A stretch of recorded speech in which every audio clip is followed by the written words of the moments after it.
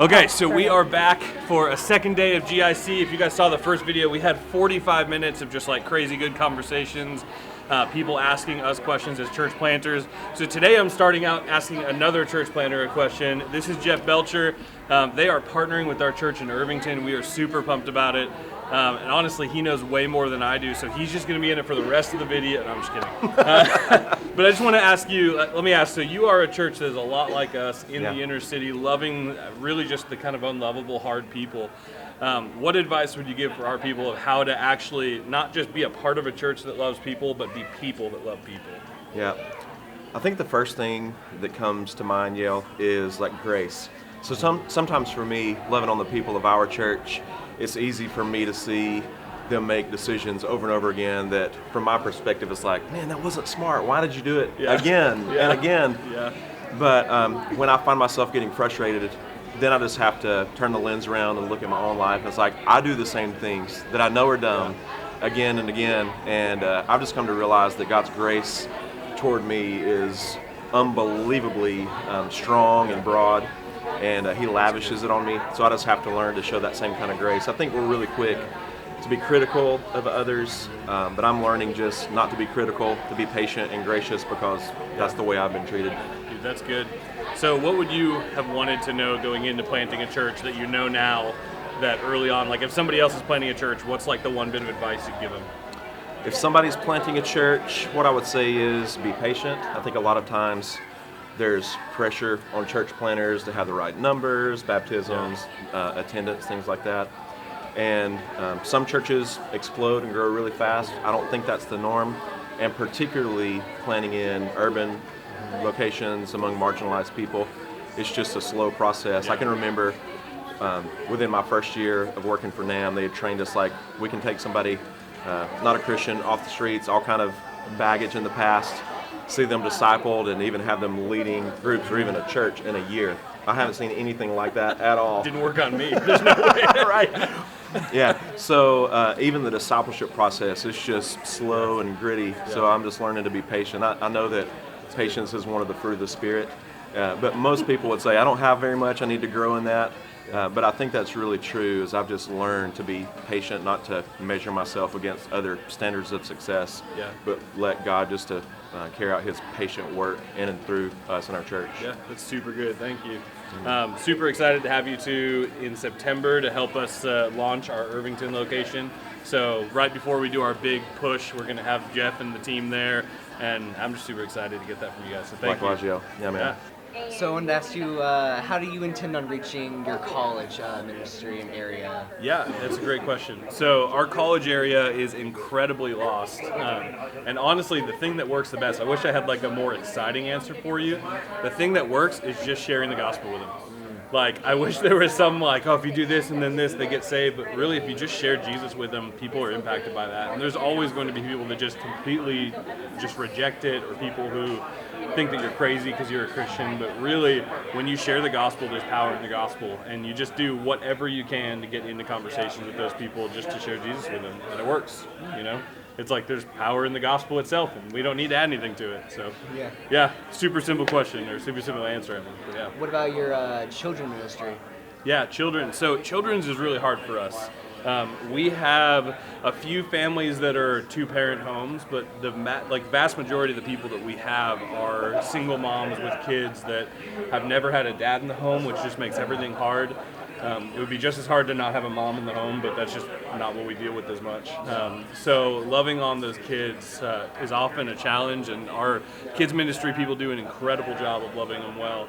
But really, it's just kind of going after people that have kids and just saying, hey, we've got this area where you can leave them for an hour and be away from that. And it's almost like pitching it as childcare, but it reaches the parents at the same time it reaches the kids. So, yeah. Thank you so much. Good question. Thanks, man. Hey, Autumn. Hey, Mary Beth. It's good to see you. We're always glad you're here at GIC. I feel like I've known you guys a long time because I've watched your kiddos grow and I've watched your number grow. And just based on our people going to Indianapolis, I feel like I know more about what a Sunday is like, what your area is like. But, one question I've never asked is how did you come up with the name of your church? That's a really good question. I wish I had some solid, like, we really prayed about this and fasted and God spoke it. Right. What really happened was we were a part of a church over on the west side of Indianapolis Okay. before we planted. And out of that church is how we kind of started the college ministry. That church at the time was called Chapelwood Baptist Church. Okay. And everything in the neighborhood was called Chapelwood something. Okay. Chapelwood Cemetery, Chapelwood School, Chapelwood Church, all down the street, and it just kind of got lost in the shuffle. Okay. And so we were like, we should change the name of this church to make it stand out a little bit more. Yeah. And the website for the church, for some random reason, was faith2live.com. I'm sure because Chapelwood was already taken, because everything else around there was called that. Right. So faith2live.com, we were like, oh, let's go off of that and call it Living Faith. I like it. So that's how it happened. I mean, I've always thought it was a cool name, Yeah. but I realized I had no idea how you got it. Yeah, that's it. Well, thanks for telling me. Yep. That's just one more thing I know about my friends in Indianapolis. There you go. Now we're better friends. I know it. I'm all for that. All right, so this is my friend Steven. He is pastoring in Boston. He's been there for a couple years, and he's here from Alabama, actually, Right. originally. So what is it like going from Alabama culture to Boston culture, and what did you learn in reaching the people there? It's a big shift. I mean, we were here in an urban setting, which that wasn't the biggest shift, but Yeah. the biggest shift definitely is that the way that people interact and the speed in which they interact is so different. So in the South, people tend to be very outwardly warm, very open, that can kind of put you off a little bit internally. So you can't get real close. So you can get to know people quickly, but maybe not very deeply. Yeah. And in Boston, it's a bit like a crock pot. It's like low and slow. Okay. And so people are very, very slow to open up to you, but once they finally do, they're your friend for life. And so we've seen that, like, it's been really slow ministry of just loving and serving people over time, and then one day just the door But kind of there's a opens. genuine There's nature a beyond genuineness, everything else, yeah. And we've even seen that in, like, the way people come to faith. It's like Yeah. you'll walk with somebody for a year and a half, and finally you see fruit from that. Yeah. Yeah. Dude, that's awesome. Cool. Yeah. So let me ask one more question. What would you say to anyone who is thinking one day God might have them plant a church, who's like up and coming leader? What do you Yeah. wish somebody said to you when you started? Man, I think I would say that the Lord's timing is never your timing. So sometimes that's slower than you think, Yeah. which is often the case for if you're a very driven person. And sometimes it's faster than you think. And so it's like you're just trusting the Lord for His timing and being willing to listen to those who are around you who are speaking into your life, who can often see what you can't even see in yourself. Yeah, super Yeah. good. Awesome. Thanks, All right, man. man. Hey. I'll get back to your booth. No. Thanks, dude. This is Jordan. Your dad is a pastor. He leads a bunch of churches in New York, right? Cool. So what question would you have for me about church planting? You probably know more than I do, though.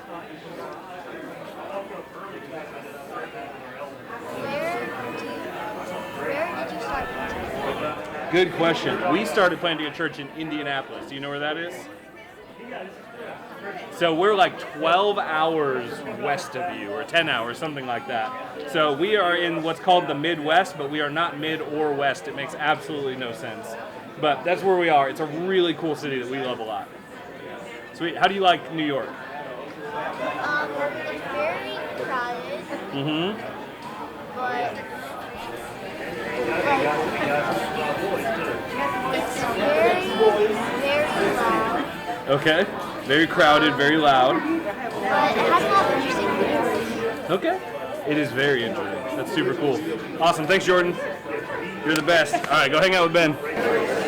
So Yale, what's the most exciting thing that happens at your church in Indianapolis? The most exciting thing? Man, there are a ton of really cool God stories of things that God has done that are incredibly exciting, but I feel like usually the most just straight out exciting things are the crazy people that walk in the doors. We were just talking yesterday about all the stories. Like, we had a guy one time, we were meeting outside for a while. We had a guy who literally showed up in nothing but whitey-tighties, who was out like running down the street, and he was tan enough that it looked like he'd done it a few times, you know? So like that was exciting. We had a guy who came one time with a crossbow for no reason, like not a hunter, like this is not Alabama. It was the weirdest thing. We've got people who walk in the back who are drunk and just start rapping in the back in the middle of like doing the sermon, and like there's just exciting things all the time. But the most exciting thing is just seeing God move in people's lives and seeing people who are just drastically transformed with the gospel, and we've got a ton of stories of that. It's just super cool. So yeah. Well, I know Easter's coming up just in a couple of months. What kind of plans do y'all have for Easter this year? Yeah, so Easter this year is actually really exciting. So normally Easter is actually a little low for us. You know how most churches get big? We're the ones who send all those people to the other churches to be there for Easter. Yeah. But this year we're actually starting our second location weekly on Easter. So we have a location on the west side and the one on the east side. We're starting this Easter every single week, and then we're going to do a big launch in September. So we're really pumped about that. Now, will you be preaching at the new location on I'm going to be Easter? preaching kind of both in different times, and we kind of do everything as a team. So I'm like 2 weeks on, 2 weeks off, and kind of moving around. And we've got we're a church of about 100, but we've got 10 or 12 guys who preach. Oh, wow. That we've invested in, and so yeah. Some of them are a little rough, but it's good, and it's exactly what we want: is a place where people can learn and grow, and eventually be sent out to do their own thing wherever God calls them. Well, man, we're excited to have y'all back with us at GIC. I appreciate we're excited to be back. your ministry in Indianapolis, and we're praying for y'all to have continued At some growth point, up we're there. going to St. Elmo's, right? Yes. It's gonna happen. I will so come on up there We're going. and we will Let's make do it happen. Yes. All right. Awesome. Great. Thanks, Tommy. It's good to see you. Any question. Any It can be question. any I mean, question. yeah, we technically said any question about church planting, but I've gotten some really great, weird questions, and those are fun too. So whatever you want to do. How many monuments are there in the city of Indianapolis? More than 3 and less than 8,000. Which is your favorite?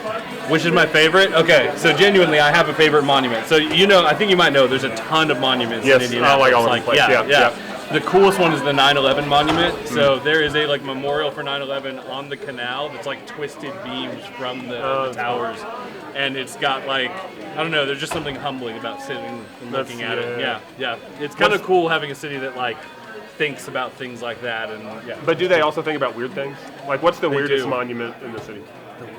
What is the weirdest monument in the city? Help me out. That you're like, I can't believe they made a monument of that. What is there? There's got to be a weird There's monument. that weird boat one. The USS Indianapolis? That's Yeah. not weird. I think that's weird. A bunch of people died on them. I know, which is why it's Don't be kinda weird. terrible. This is definitely making it in the I think video. it's kind of weird. Well, the monument itself, I think, is weird. Okay, Not what it I'll tell you- stands for.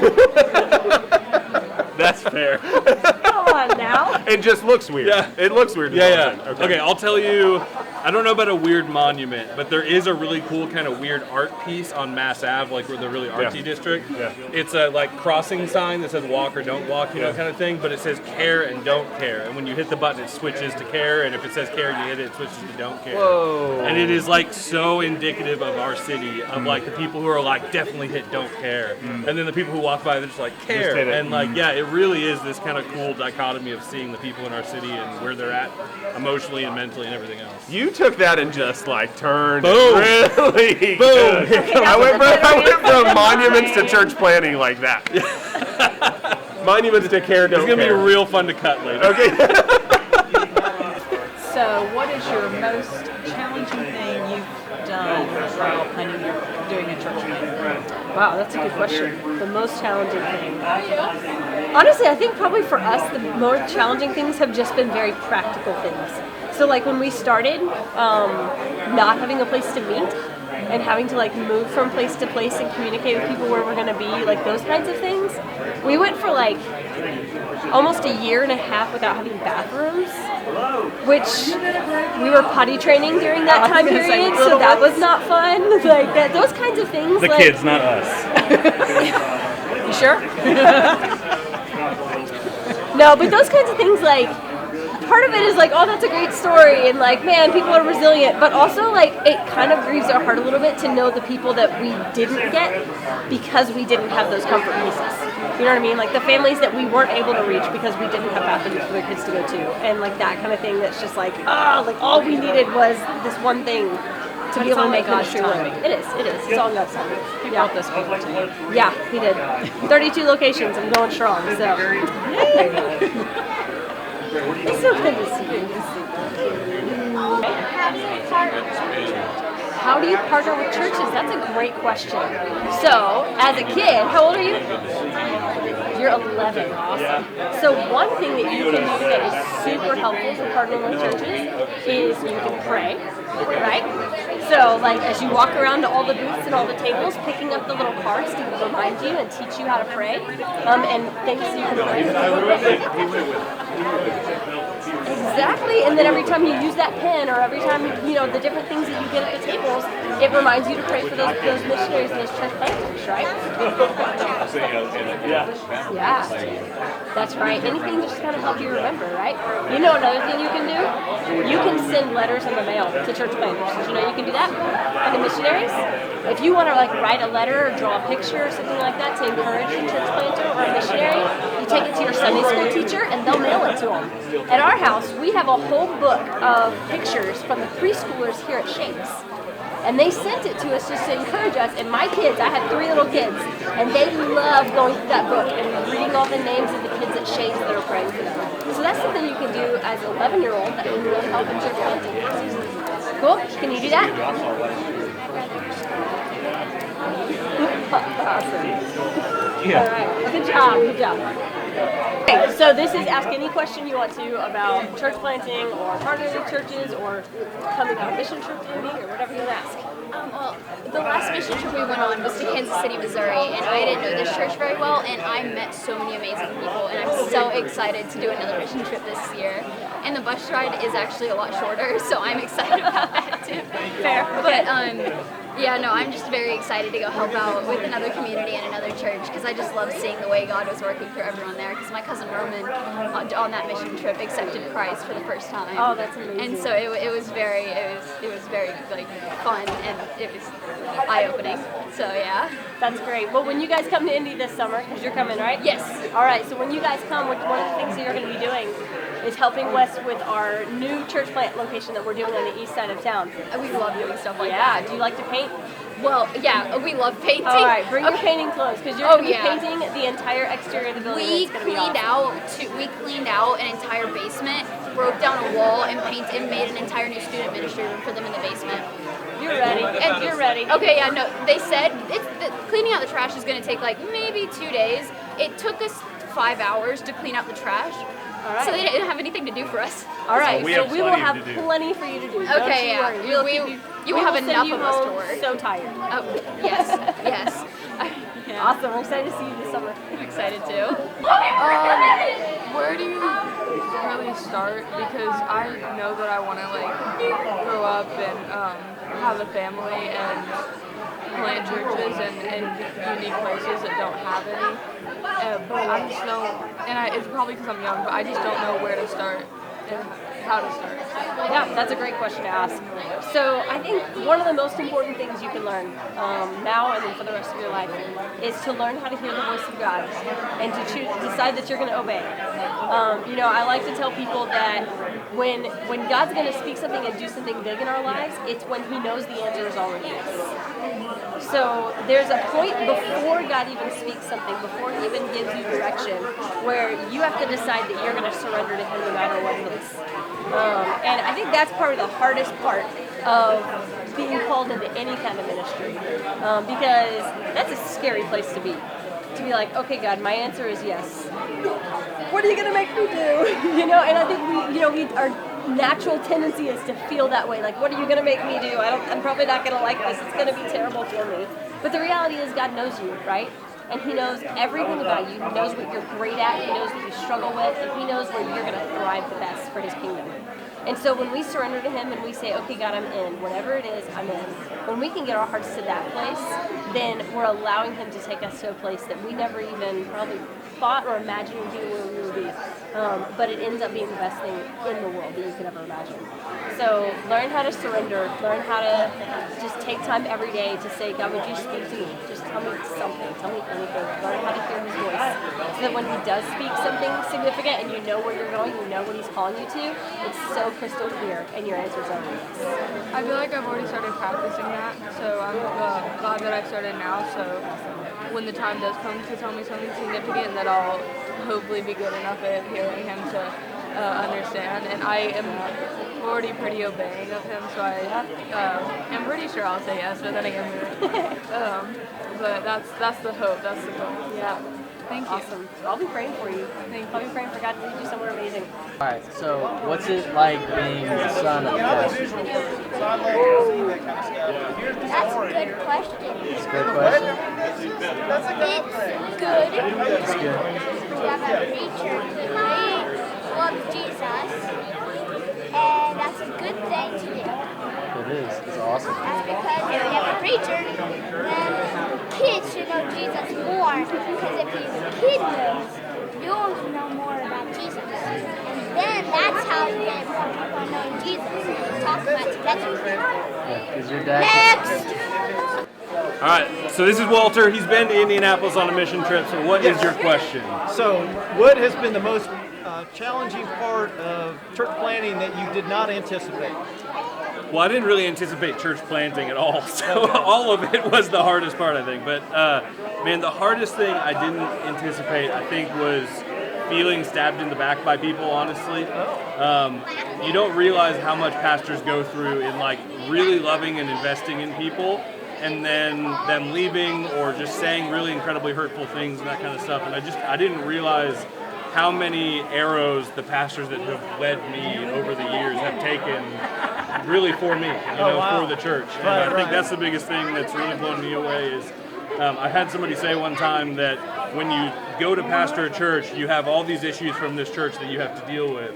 But when you plant a church, you get all the issues from all the different churches that they all came from, or the lack of church. And it really is just kind of a hard thing to love people when they hurt you. But that's so just the heart of Jesus, is to love people that are hurting who also hurt people as a result. Oh, wow.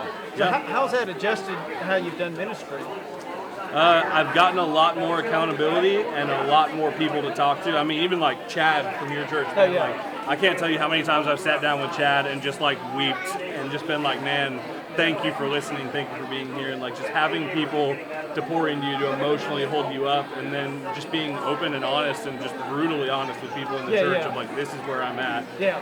That's really the only way to stay afloat. Yeah, so, that's awesome. Yeah, that's thanks. awesome. That's a good question. Yeah, I'm glad you're part of it. Thanks so much. What question you got for me? What's your favorite animal? My favorite animal, like a specific animal, like my dog, or type of animal? Just a type of animal. Okay, this is a weird one. I love anteaters. I don't know why. I have no good reason for it. I think I did a project when I was like in 4th grade or something, but anteaters are just super cool. I did multiple projects on animals when Really? I was in 3rd grade, and I did a lot of weird animals, and they're just so cool. Yeah, there's just something about having a prehensile nose that is super cool. What about you? What's yours? Red squirrels, dogs, squirrels. Red squirrels, specifically? I did a project on them in 3rd grade, and they're so cool, and I love them so much. That's awesome. Did you know that a squirrel can survive a fall from any height?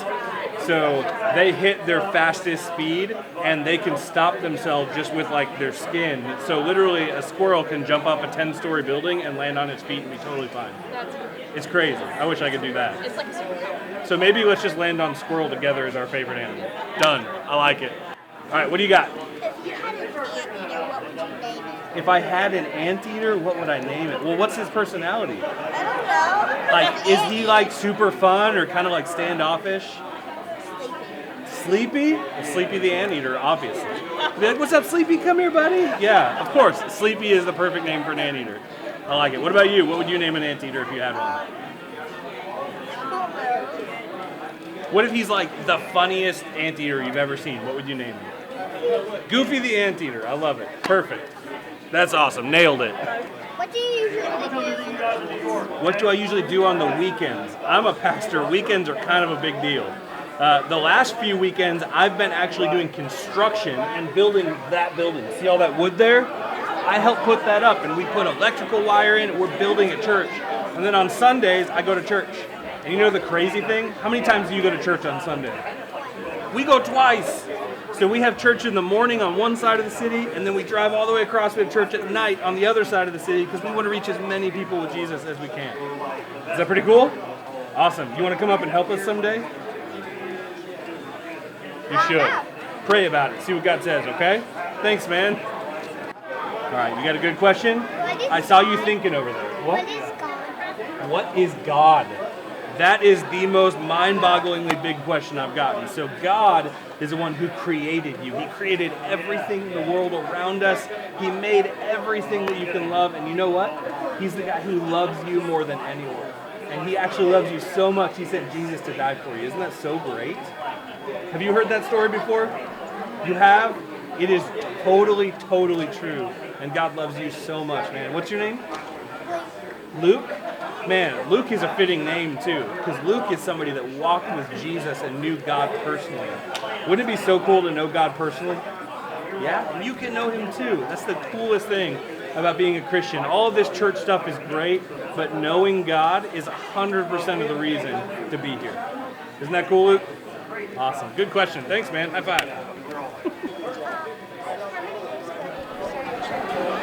How many years ago did we start church planting? I have 2 answers for you. Is that cool? So we started that church right over there 7.5 years ago, and we are starting this one right now. We're like in the middle of it. So we're going to start going every single week on Easter this year. So can I ask you a favor? Can you pray for us? Okay. So this Easter, write it on your hand or something. You're going to pray for Living Faith because we're about to start another one and we're so excited. Cool? Awesome. Thank you. So what's the hardest part about being a church planter? The hardest part. I think for us, and probably most church planters would say that one of the hardest parts is just feeling lonely. Okay. When you're at a church like this, you have a large staff or lots of support groups and lots of friends and family around and that kind of thing. And when you go to church plant, most of the time people are going somewhere else. It's not likely that you're going to plant next door. Yeah. So you're going far away, you're kind of losing your support system, like all of those kinds of things. And I think for the people that are planting it specifically, just not having just those, especially as you start, just those practical things of like even someone to babysit your kids on a weekend, or you know what I mean? Like, or even just like, oh, I'm just kind of lonely and I want to go hang out with someone and have dinner with someone and just not knowing anybody. I think that's one of the hard things. So step 1 is to build a community around your church plant. Yeah. And not just like, because you want people in the doors, but you also, you need babysitters and, where do you go get your hair cut and where do you get your groceries and things like that. Exactly. Just building a family. Like, when you think about a church, the greatest thing about being a part of a church is that it is a family. Yeah. And when you're church planting, you're creating a family out of absolutely nothing. Okay. So, yeah, it takes time to build that. But As once you- it's built, it's very sweet. As you create that family, are you then using that to spread your footprint of your church? Yeah, I think that's kind of that's the point. Just to be able to grow in that way. Thank you. Yeah. So I love the story about the man and Bree wife, and Josh, and then the maid of honor. Uh-huh. That's awesome. Yeah, it is incredible seeing God just do things like that. And I didn't really have a chance to say it, so we told Bree and Josh's story. We had 55 seconds. I think we went over by 10, and they just kicked us off the stage. No, you did well. But we, the really cool thing, the reason we did their wedding on a Sunday morning is because they were like, every person we know outside of this church doesn't know Jesus. Yeah, and what a great they're not story. willing to come in. But if we say they have to come to church to see us get married, they're going to come. So we had 75 lost people in our church, a church of 100. Man. 75 lost people who had never stepped foot in church in their lives who got to hear the gospel. So what's the follow-up with that? It's been interesting. Seen any fruit from that? So we are starting to, really it's Josh and Bree who are doing the follow-up, and they're doing an incredible job of just loving their friends and kind of stepping through that. And there were a couple people that knew Jesus that they had connected with in like the girl that led Coburn Place, which is like this like place that she lived for a little while after she got off the streets. She was a Christian. But for the most part, everyone was just completely opposed to church. So it's been this really slow process of just like, hey, that wasn't just because of our wedding. People really do love people that much, and they really are that accepting. And I mean, there was a guy who came in a head-to-toe bacon suit.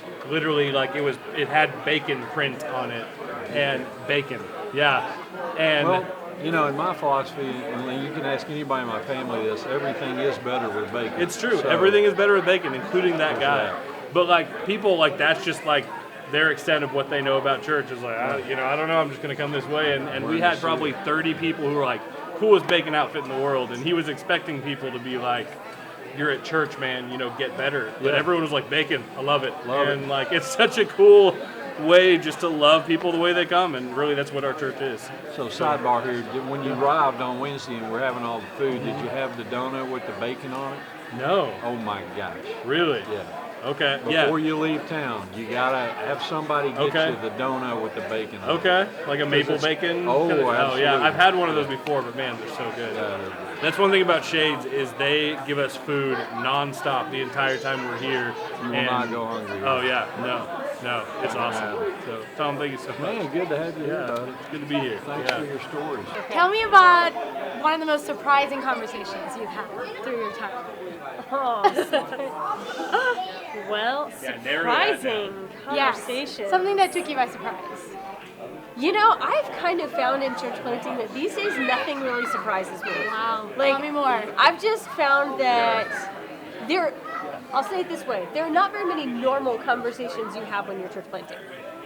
Like, I feel like when I'm here, the conversations that I have like at a place like this, I'm like, oh wow, these feel more surprising to me than the weird conversations that we have at home. You know, it is a very different, you know, Indianapolis is a very lost city, very, very unchurched. And because of that, my kids are crazy, sorry. Because of that, you know, you don't have any kind of I guess I should say, like, Christian filter on your conversations and on things. So even like with coworkers or that kind of thing, like, you know, whenever you have conversations with people, it's very real, very honest, sometimes very brash. You know, I have a lot of people, especially a bunch of my coworkers, that will look me in the face and say, Christians are stupid. Yeah.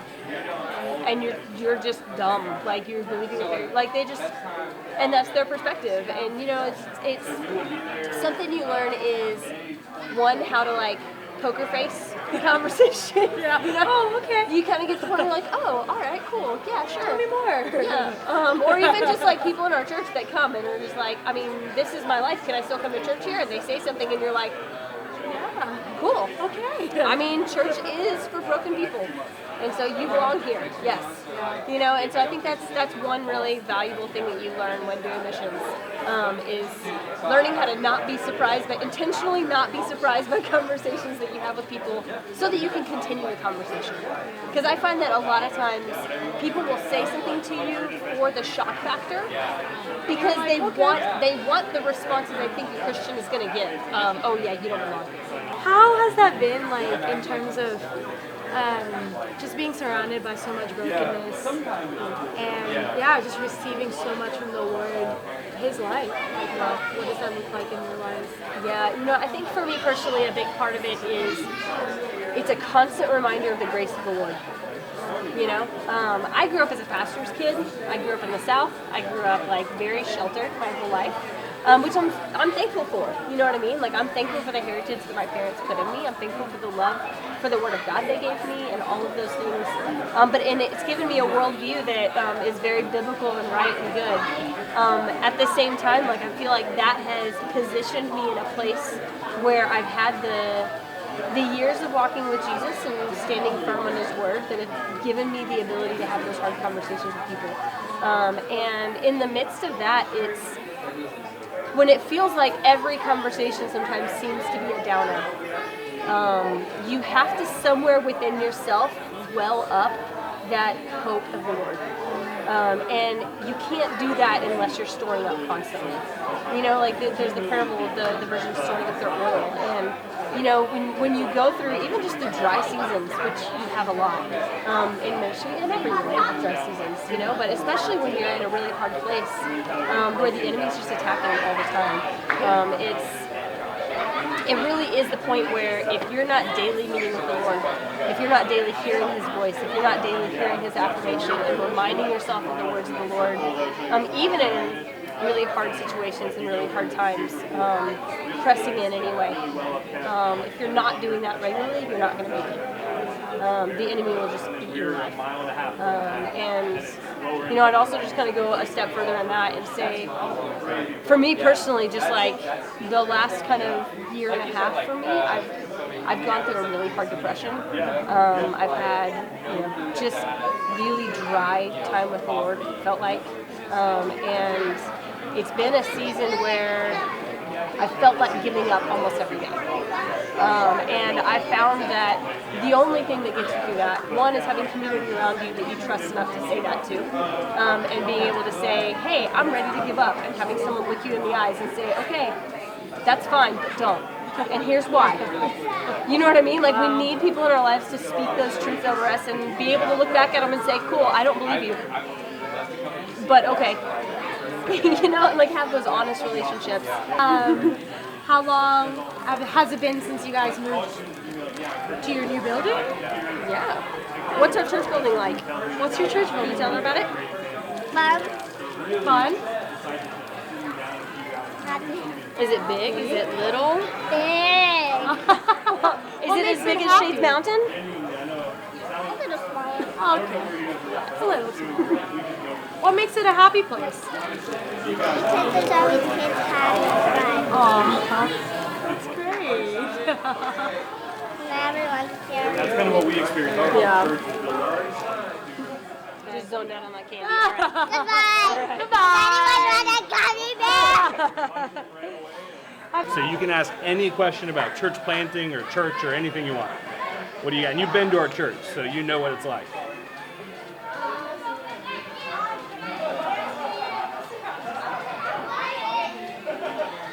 Will you ever plant any more churches? That's a great question. Will we ever plant any more churches?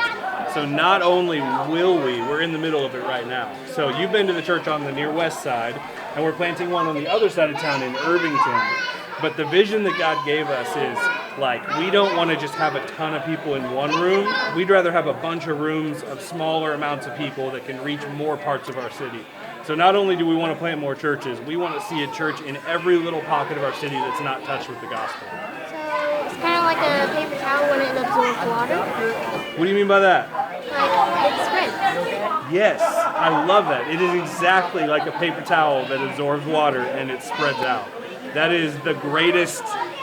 Yes, I love it. Thank you so much for that. Wait, I missed you. Ready? Boom. Thank you, Grayson. That's awesome.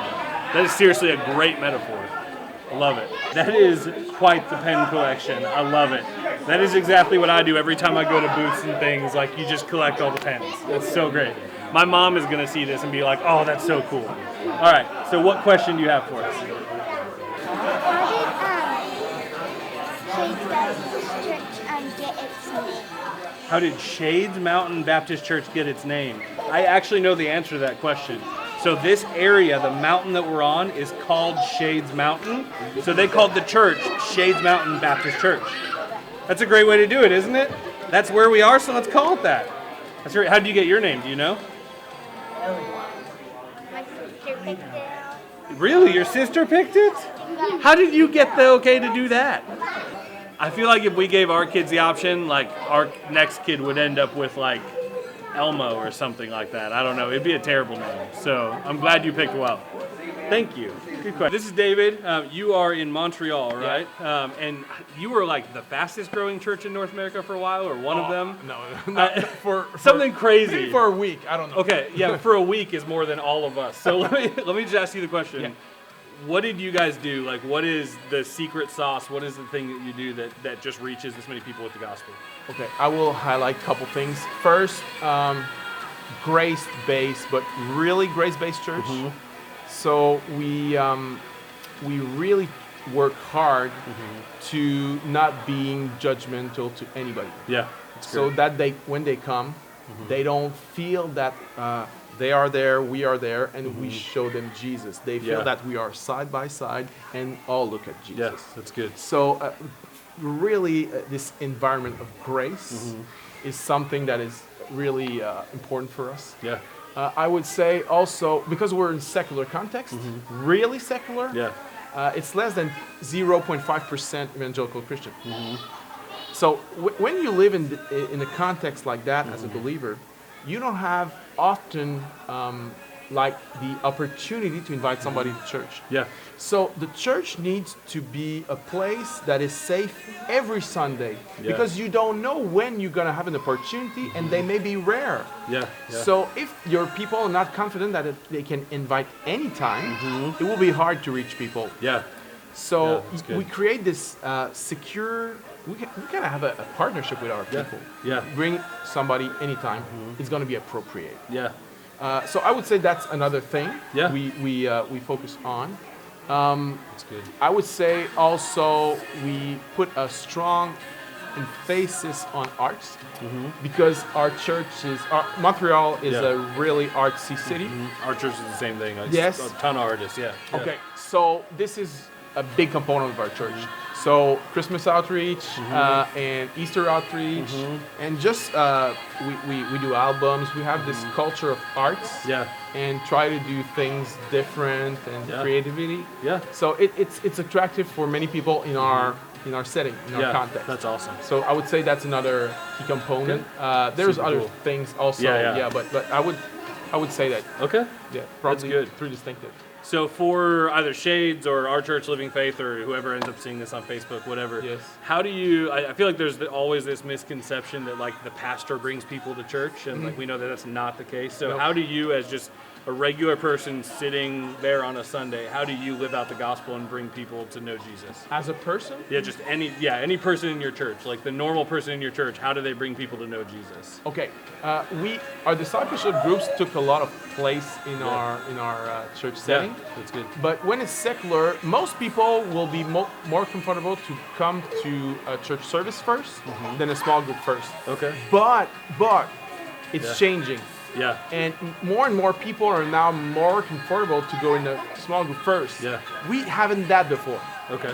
So we see that changing. So we try to make both contexts a favorable context to invite and bring new people in. Yeah, that's good. And the thing I does is I'm really part of a discipleship group. It's not something that I say, hey, you guys, this is there for you. You should go there. No, I'm really part of one. Yeah. Leading one, part of one. Yeah. And in the preaching, I try to talk about it a lot. Yeah. In my small group this week, I really try to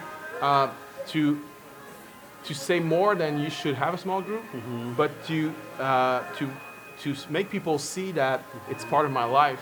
Yeah. And that it implies that it should be part of their lives too. Yeah, that's good. Awesome. Thanks, man. All right, Living Faith in Shades Mountain. Thanks for joining us for all these awesome questions. Thanks for bringing questions, and thanks for watching. I hope that you guys got a lot out of watching these videos and are challenged and encouraged to live sent.